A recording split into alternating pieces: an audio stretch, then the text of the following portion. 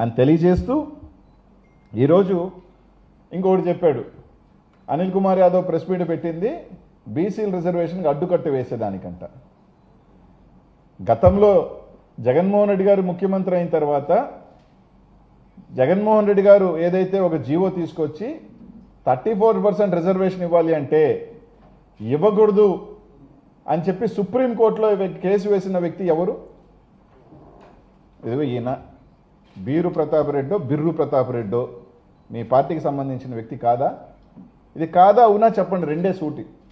ఆ రోజు బీసీల రిజర్వేషన్కి వ్యతిరేకంగా సుప్రీంకోర్టులో పోయి తీర్పు తీసుకొచ్చిన వ్యక్తి ఈ బీరు ప్రతాప్ రెడ్డి మీ పార్టీ కాదా? 2019లో డైరెక్ట్గా మీ గవర్నమెంట్ జీవో మీ అధికారంలో ఉన్నప్పుడు పంచాయతీ రాజ్ దాంట్లో ఒక కౌన్సిల్ మెంబర్గా ఆయనకి పోస్ట్ ఇచ్చింది మీరు కాదా అని అడుగుతా ఉన్నా. రవిచంద్ర గారిని కానీ తెలుగుదేశం పార్టీ నాయకుల్ని సూటిగా ఈయన మీ వ్యక్తి అవునా కాదా? కేసు వేసింది ఈయన కాదా?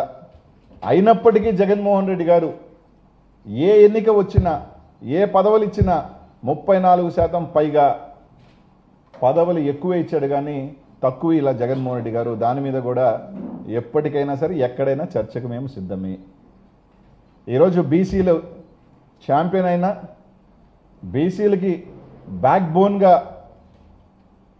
గుర్తించి వాళ్ళకి అవకాశాలు కల్పించింది అది వైఎస్ఆర్ కాంగ్రెస్ పార్టీ, జగన్మోహన్ రెడ్డి గారు అని చెప్పి గతంలో ఎన్టీ రామారావు గారు వచ్చిన తర్వాత ఒక స్థాయి తీసుకొచ్చిన మాట వాస్తవమే. కానీ ఆ పార్టీకి మీ పార్టీకి ఎక్కడ సంబంధం లేదు. అది 95తో చచ్చిపోయింది ఆ పార్టీ, మీరు లాక్కునేశారు. దాని తర్వాత రాజశేఖర రెడ్డి గారు ఎన్టీ రామారావు గారికి భిన్నంగా ఇంకా మిన్నగా చేసిన వ్యక్తి జగన్మోహన్ రెడ్డి గారే అని చెప్పే దాంట్లో ఎటువంటి సందేహం లేదు. దాంట్లో చర్చకి ఎప్పుడు ఎక్కడైనా మేము సిద్ధమని చెప్పి తెలియజేస్తా ఉన్నాం.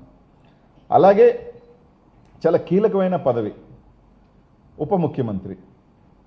రాజకీయాలలో ఏ వర్గమైనా, అది బడుగలిగిన వర్గాలైనా, దళితులైనా, మైనార్టీలైనా మాకు రాజకీయంగా మేము అప్లిఫ్ట్మెంట్ ఉండాలి అని కోరుకుంటారు.